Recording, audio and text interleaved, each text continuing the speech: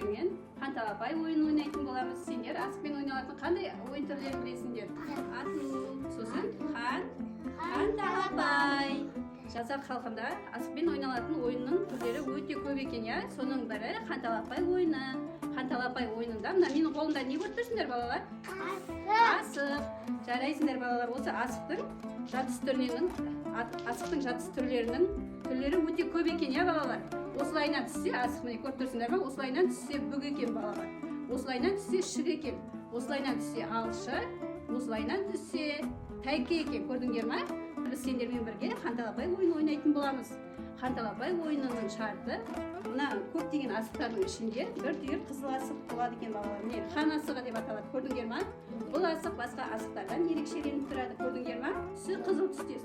Кім осы қызыл асықты бірінші болып алса, сол ойыншы ойынды бірінші болып бастайды. Жарай ма, балалар? Балалар, мына менің қолымдағы асықты көрдіңдер ма, дорбамдағы?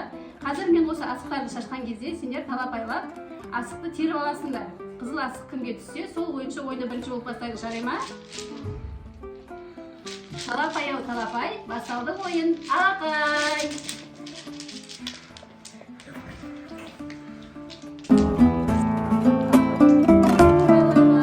Асықтарымызды алдарымызға қойып, санаймыз.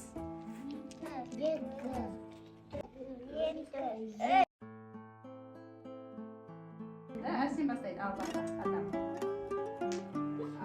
Жарайсың, Әрсен. Ал киіп тұрып, атта. Ал бастайды. Әрсен. Әділет ойынға өту үшін әділетке сұрақ қоямыз.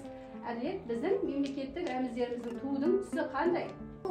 Жарайсың, әділет орныңа тұра ал. Ал.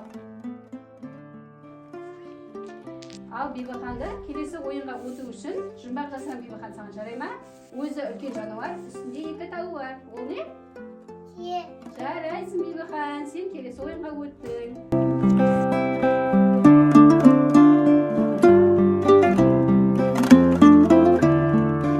Бізде жеңімпаз Әрсен екен, я? Жарайсың, Әрсен. Мен саған мына қызыл түсті хан асығын сыйға берем. Жеңімпаз бізде Әрсен екен, я, балалар? Жарайсың, Әрсен.